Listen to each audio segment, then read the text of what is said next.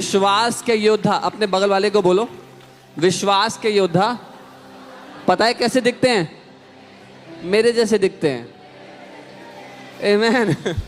विश्वास के योद्धा दिखने में साधारण होते हैं पर पहाड़ों को गिरा देते हैं। आमीन। बेटा मोनिका, आज अपने परिवार को बताओ कि प्रभु यीशु मसीह ने आपकी जिंदगी में क्या महान काम किया है।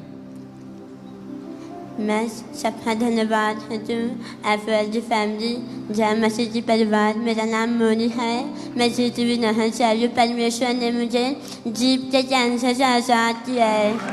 हालेलुया। 2023 में इस बच्ची को कैंसर डिटेक्ट हुआ जीभ में। उस समय से उसको लक्षण आने, सिम्टम आने शुरू हो गए और उसकी स्पीच तब से इम्पैक्ट हो गई। बेटा शुरुआत में क्या हुआ था, एक बार आप बताओगे परिवार को। 2023 में जनवरी में मेरे प्रैक्टिस चल रहे थे, मैं 12th क्लास में थी। तो मुझे ना हल्का सा खाना निकलने में परेशानी हो रही थी और जब भी मैं कुछ बोलती थी ना मेरे आवाज़ में फ़र्क हो रहा था। तो मेरे फ्रेंड्स वगैरह बोलते थे कि तुम्हारी आवाज़ में क्या हो रहा है। मैंने बोला मुझे नहीं पता। तो मुझे भी परेशानी लग रही थी तो मैंने अपने पास में हॉस्पिटल में है वहाँ पे मैंने दिखाया। उन्होंने कहा टॉन्सिल है, उन्होंने कहा दवाई लो सही हो जाए। डॉक्टर ने कहा टॉन्सिल है? टॉन्सिल है। अच्छा ठीक है, दवाई दिया। ओके, दवाई लो, पर मुझे दवाई से कुछ आराम नहीं पड़ रहा था।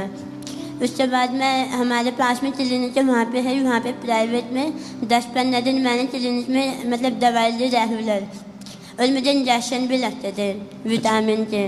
पर उससे भी मुझे कोई फ़र्क नहीं पड़ रहा था। फिर उन्होंने कहा कि यहाँ से कुछ नहीं हुआ, बड़े हॉस्पिटल जाओ। तो वहाँ से मैं डॉक्टर राम मनोलोया हॉस्पिटल में है, वहाँ मैं ENT में है। ENT में भी उन्होंने कहा टॉन्सिल है। वहाँ पे मैंने उन्होंने कहा दवाई दी मुझे कि आराम आ जाए है। पर मुझे दवाई से दर्द में तो आराम पड़ा पर मुझे बोलने में खाने में कोई आराम नहीं था। आप जब खाना खाते थे आपको जलन होती थी गले में, आपने बताया था? मतलब कि खाना मैं मिर्ची वाला खाना बिल्कुल नहीं खा पाती थी और गले में अटकता था, निकलने में परेशानी होती थी मुझे। ओके। और उसके बाद उन्होंने मुझे दवाई दी। वहाँ मैंने बोला कि मुझे कोई आराम नहीं आ रहा। तो वहाँ पे उन्होंने मुझे स्पीच थेरेपी वाले मैम के पास रेफर किया। अच्छा। उन्होंने मुझे उनके पास रेफर किया, उन्होंने मुझे न्यूरोलॉजी में रेफर कर दिया। ओके। तो वहाँ पे मुझे उन्होंने कहा कि हमें ना तुम्हें एडमिट करना पड़ेगा, 1 हफ्ता में एडमिट करेंगे। 1 हफ्ता नहीं, पूरा 1 महीना मुझे एडमिट किया। और 1 महीना तुम्हें अस्पताल में रखा? हाँ। तो फिर क्या, क्योंकि पहले टॉन्सिल बोला था, फिर स्पीच थेरेपी भेजा, फिर न्यूरो के पास भेजा, फिर 1 महीना क्या किया अस्पताल में? 1 महीना पूरे मेरे टेस्ट हुए, कोई दवाई नहीं चली थी मेरी, सिर्फ मेरे टेस्ट। कोई दवाई नहीं दिया? नहीं। सिर्फ टेस्ट चला? टेस्ट चले। तो कुछ मालूम हो उस टेस्ट में? उस टेस्ट में वो लोग क्या देते कि हमें खुद नहीं पता चला, तुम्हें क्या बताएं। उसके बाद 1 महीना मुझे एडमिट किया। उसके बाद मैं घर पे आई। 1 महीने बाद मेरे पापा की तबीयत खराब होना चालू हो गई। मेरे पापा को बताया कि मेरे पापा को फैटी लीवर है। अच्छा। लीवर में पानी हो जाए। तो उसके बाद पापा की भी तबीयत खराब होने लगी। पापा जी भी उसी हॉस्पिटल में जिसमें मेरा इलाज चल रहा है, पापा का भी उसी में चल रहा है। पापा का भी मतलब इलाज चल रहा है और टेस्ट भी। पापा को बताया कि पापा को लीवर में कैंसर है। अच्छा। वो लीवर में कैंसर पूरा फैल चुका है, इसका भी कोई समाधान नहीं है। डॉक्टर ने बोला घर पे ले जाओ, जो हुआ मतलब घर पे सेवा करना। डॉक्टर ने मना कर दिया पापा के लिए? हाँ। ओके। उसी के 3 महीने के अंदर मेरे पापा एक्सपायर हुए हैं। और घर में मतलब मुझे बहुत परेशानी हो रही थी पर मैं मम्मी को बता नहीं पा रही थी क्योंकि मम्मी पहले से ही बहुत परेशान थी। तो मम्मी ने कहा कि परेशानी बढ़ रही है, हम दिखाते हैं यूँ। तो यहाँ तक कि मैंने आयुर्वेदिक दवाई भी लेना चालू किया। किसी ने कहा कि पहले से कहते हैं आयुर्वेदिक दवाई से सही हो जाए। हाँ, मैंने 2 महीना खाए, 10,000 की दवाई खाई, कोई आराम नहीं आया मुझे। उसके बाद मेरी जीभ में दाना था। मैं बोलती थी डॉक्टर को कि मेरी जीभ में ना दाना है, पर उन्होंने किसी ने ध्यान नहीं दिया मुझे। 1 महीना इलाज जो चला उसके बाद अपने आयुर्वेदिक दवाई भी खाई, पर जो जीभ में दाना था उसका उन्होंने कोई टेस्ट नहीं करा? नहीं, उसको नज़रअंदाज कर दिया? हाँ, नज़रअंदाज किया। अच्छा। यहाँ तक कि मैं उनसे मेरा दाना दिखता नहीं था। मैंने डॉक्टर का हाथ पहन के मैंने बोला कि मैम मेरे यहाँ पे दाना है, आप चेक करो। अच्छा। तो उस टाइम पे भी जो मेरे दोस्त थे वो नहीं आए थे, किसी और दोस्त ने मुझे देखा था। ओके। तो फिर मैंने मैम को फ़ोन किया कि मैम जब यहाँ से कुछ नहीं हो पा रहा ना मुझे रेफ़र कर दो। उन्होंने मुझे एम्स में रेफ़र किया। अच्छा, एम्स भेज दिया आपको? एम्स में रेफ़र किया। फिर Okay. वहाँ पे मैंने ENT में दिखाया।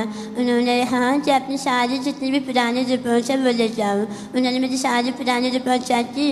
उन्होंने फिर हाँ कि हम अपनी रिपोर्ट भरेंगे। अच्छा। उस टाइम मतलब कि फाइनेंस भी बहुत प्रॉब्लम चलती, क्योंकि जितना भी पैसा था मेरे ऊपर मेरे पापा के ऊपर लग गया, कोई सेविंग नहीं थी। और डॉक्टर ने हाँ कि तुम्हें ना टेस्ट करवाने, वो ना 15,000 का टेस्ट था, MRI CT स्कैन। हाँ। और हमारे पास इतना था नहीं। मेरी बहन है जो सिस्टर है यही होती थी, इन्होंने 15,000 पे यहाँ वहाँ से अरेंज किए। अरेंज करके MRI CT स्कैन करवाया। उन्होंने हाँ ये तो पता चला कि बीमारी हाँ ये नहीं पता चला कि बीमारी कौन सी है। उन्होंने बोला 3 बीमारी इनमें से कौन सी हमें नहीं पता। अच्छा। उसके लिए हमें बायोप्सी करनी पड़ेगी। फिर उन्होंने बायोप्सी करने के लिए हाँ उन्होंने हाँ बायोप्सी में बहुत रिस्क है, आवाज़ और ख़राब हो सकती है, सांस नहीं आ सकती, हमें सांस वाली नली डालनी पड़ सकती है। पर परमेश्वर है धन्यवाद कि बायोप्सी भी बिना किसी परेशानी के हो रही थी। और जब वहाँ पे बायोप्सी तो मुझे आया कि मुझे बेस ऑफ टंग में कैंसर है। किस में बोला? Base of tongue. अच्छा। बेस ऑफ टंग में कैंसर बताया है। तो उस टाइम पे मम्मी साथ में नहीं थी, सिस्टर जी मेरे साथ में हैं थी। तो मेरी सिस्टर ने बोला कि मम्मी को अभी नहीं बताना, मम्मी को सोमवार को बताएंगे। अच्छा। तो रात में मुझे बहुत बेचैनी होती कि मैं किससे बताऊँ, क्योंकि मेरे पास कोई ऐसा पर्सनल नहीं था जिससे मैं अपनी बात शेयर करूँ। मैं मम्मी को बस हिंट दे दी थी, मैंने मम्मी कि मुझे ना अब कोई नहीं बचा सकता, मुझे सिर्फ परमेश्वर बचा सकते हैं। Come on. मैंने वो शब्द बोला। उसके कुछ टाइम बाद ना मैं इंस्टाग्राम चला रही थी। इंस्टाग्राम स्क्रॉल करते हुए ना मुझे FOLD चर्च की ना एक टेस्ट में आई थी, जिसमें आया था कि 4th स्टेज का लंग कैंसर हुआ है। Yes yes. परमेश्वर ने यहाँ पर उस समय एक 4थे स्टेज का लंग कैंसर चंगा किया था। यस, तो आपने वो गवाही देखा? मैंने वो खबर सुनी तो मैंने बोला उस टाइम पे ना सिर्फ मैं और मम्मी मेरे घर में विश्वासी मतलब बदल देते। मेरी सिस्टर का भी इतना नहीं था। तो मैंने बोला मम्मी हम कैसे जाएं, मुझे जाना है। तो उस टाइम मेरे हाथ में 300 रुपये थे, मेरे खुद के पर्सनल 300 रुपये थे। मैंने मम्मी आज उस टाइम पे है ना अनाउंसिंग सर्विस थी। मम्मी मैंने बोला मम्मी मुझे नहीं पता क्या होता पर हम यहाँ पे जाएंगे।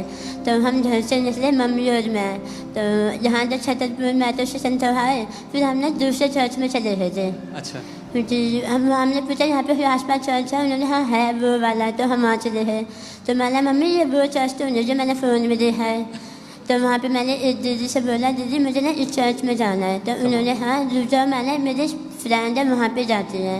उन्होंने अपने फ्रेंड से पूछा, उन्होंने कि यहाँ पे ये एड्रेस है, आप ऑटो हमसे चले जाओ। फिर हम यहाँ पे आए। हम यहाँ पे आते हैं, सिर्फ हमारे पास 100 रुपये थे वापस जाने के लिए। मुझे पता था कि प्रभु हम यहाँ आते हैं या पता नहीं 100 रुपये से हम वापस कैसे जाएंगे। और यहाँ पे आए पता चला कि यहाँ पे बस भी लगी हुई है। बिना किसी परेशानी के हम घर पहुँच गए। उसके बाद मैंने यहाँ वचन के सुनना चालू किया। मैंने ये देखा कि हमारे पास अधिकार है हर बीमारी को हराने हैं, वचन की घोषणा करने हैं। और जब मुझे 1 महीना यहाँ पे हो गया ना आते आते, तो मैंने पूरी रात मेरे जीभ में बहुत दर्द होता था। मैं पूरी रात दर्द के मारे सोती नहीं थी। 1 महीने बाद मैंने नोटिस किया कि मेरी जीभ में कोई दर्द नहीं है, मैं बिना किसी दर्द के सो रही।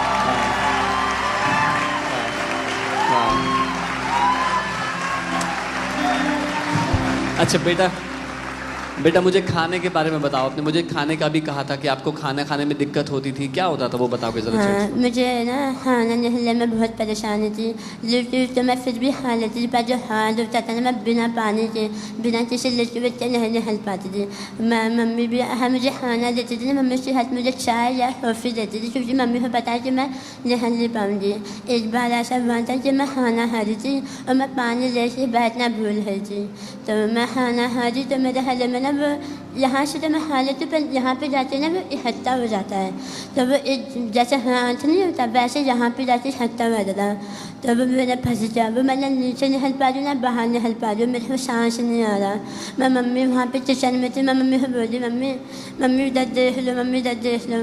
फिर मम्मी ने 5-6 सेकंड बाद देखा, फिर मुझे पानी दिया, मैंने पानी पिया, तब मुझे सांस आई। और लेकिन जब आप आना शुरू हुए और घोषणा करना शुरू किया वचन, तो क्या हुआ फिर? मुझे दर्द में आराम हो।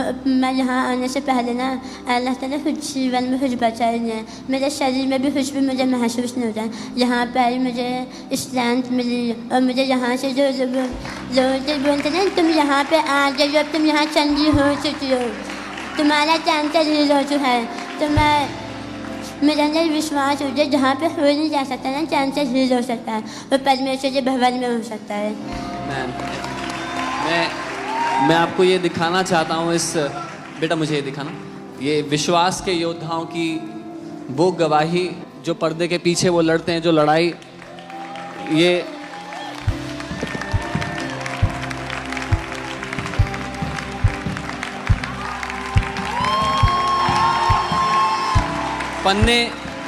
पन्नों पर पन्ने भर रखे हैं। यीशु मसीह के कोड़े खाने से मैं चंगी हो चुकी हूँ। आमीन।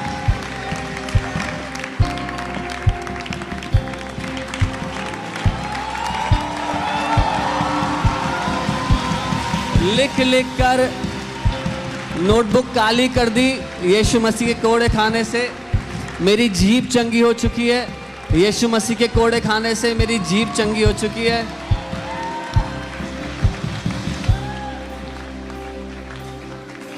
हर एक महान गवाही के पीछे बहुत सारी चीज़ें होती हैं, लेकिन एक चीज़ जो हम देखते हैं बार बार, वो विश्वास के योद्धा हैं जो जब तक जीत नहीं मिलती लड़ते रहते हैं। आमीन। बेटा डॉक्टर ने आपको ये भी कहा था कि जीभ काटनी पड़ेगी, सर्जरी करना पड़ेगा। डॉक्टर ने पहले मुझे 2 दिन तक मतलब डिस्कशन किया कि ऑपरेशन करना है कि नहीं करना, तो उसके बाद 2 दिन मतलब प्रोसेस हुआ। उसके अगले दिन मुझे बुलाया डॉक्टर ने, हाँ कि हम ऑपरेशन तो नहीं करेंगे क्योंकि जान दे जाए, पर ट्रीटमेंट बहुत लंबा चले, हाँ, और जब भी हम बुलाएंगे तुम्हें आना पड़े। हाँ, तो आपने कहा था कि मेरी सर्जरी नहीं होगी। हाँ, मैंने बोला था कि मेरी सर्जरी नहीं होगी। तो जब इस बच्चे ने ऐसा कहा कि मेरी सर्जरी नहीं होगी, डॉक्टर ने लिख के दे दिया कि ये नॉन ऑपरेबल है, इसकी सर्जरी नहीं की जा सकती है। मैं अच्छा ठीक है, ठीक है। उसके बाद क्या हुआ मुझे बताओ। उसके बाद मैं आती रही, मुझे बहुत हीलिंग महसूस हुई, मैं विश्वास में बनी रही, पर मुझे 1 साल से ज़्यादा हो जाते। मेरे मन में जा रहा था कि प्रभु सबके टेस्टमनी आ रही, मुझे भी टेस्टमनी दे दी, मेरी हवाई दी, बहुत टाइम हो चुका है, तो मुझे टेस्टमनी देनी है। आमीन।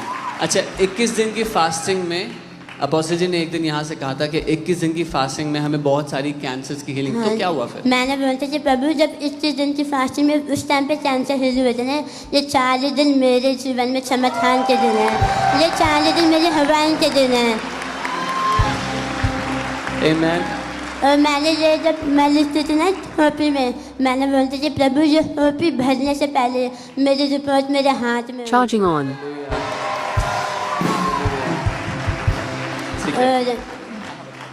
और जब यहाँ पे फास्टिंग सैटरडे फास्टिंग प्रेयर का पहला दिन था ना, तब यहाँ पे प्रेयर चल रही थी, तो टंच में प्रेयर चल रही थी, तो होली स्पिरिट ने मुझे टच किया और मैंने महसूस किया कि जो यहाँ पे मेरे भारीपन था ना वो ऐसे मतलब फ्री हो जाए, क्योंकि मैंने निहल के देखा तो मैं यहाँ तक ना अपना जो स्लाइवा होता है वो भी नहीं निकल पाती थी, तो मैं यहाँ से मैंने जाके देखा कि मैं खाना भी नहीं खा रही हूँ, और मैं मिर्ची वाला भी खाना खा रही हूँ। यहाँ पे जो खाना होता था ना, यहाँ पे जो खाना होता था मैं सब्ज़ी नहीं खा पाती थी, मैं सिर्फ सफ़ेद चावल खाती थी। मेरी मम्मी मुझे रो रही थी कि हम सब खाना खा रहे हैं कि मेरे बेटे को ऐसे बिना नमक के चावल खाने पड़ रहे हैं। और मैं यहाँ से मैंने खाना भी खाया, क्योंकि हर बार ऐसा था मेरी प्लेट में ना खाना रह जाता था। मैं बोलती प्रभु जैसे सब अपनी प्लेट ख़त्म कर देना, मैं भी अपनी प्लेट को ख़त्म करूँगी। Come on. और एक दिन जब आप यहाँ पर थे तो हमारे आत्मिक पिता ने आपके लिए अब आगे आए, आगे बुलाया गया, जब तो हाथ रख के प्रार्थना हुआ, तो उस दिन के बाद क्या हुआ? तो मैं उस टाइम पे मेरा ग्रेजुएशन थेरेपी चल रहा था, बस 2-3 दिन ही हुए थे, और मैंने ना अपोस्टल जी ने मेरे सर पे हाथ रख के प्रेयर किया, और मैंने ना अपनी जीभ में चेक किया, वो जहाँ पे दाना था ना, मुझे वो दाना दोबारा महसूस नहीं हुआ। Hallelujah, hallelujah. वो दाना गायब हो गया, जो कैंसर था जिसमें वो दाना गायब हो गया। ओके, आमीन। इतना खुशी की बहुत जब आप एक जीवित कलीसिया में है ना, तो परमेश्वर आपको वो सारे धर्मी जन के जो स्टेप्स हैं परमेश्वर ऑर्डेन करता है। आप देखते हैं इतना कुछ हुआ है, लेकिन परमेश्वर ने अपनी बेटी को संपूर्ण चंगाई दी है। और उसकी स्पीच भी, मैं ये बोलता हूँ आज जो उसकी स्पीच में भी इम्पेयरमेंट आता है इस कैंसर के कारण, प्रभु उसको भी पूरी तरह चंगा करेगा। आमीन। और do we have the video team?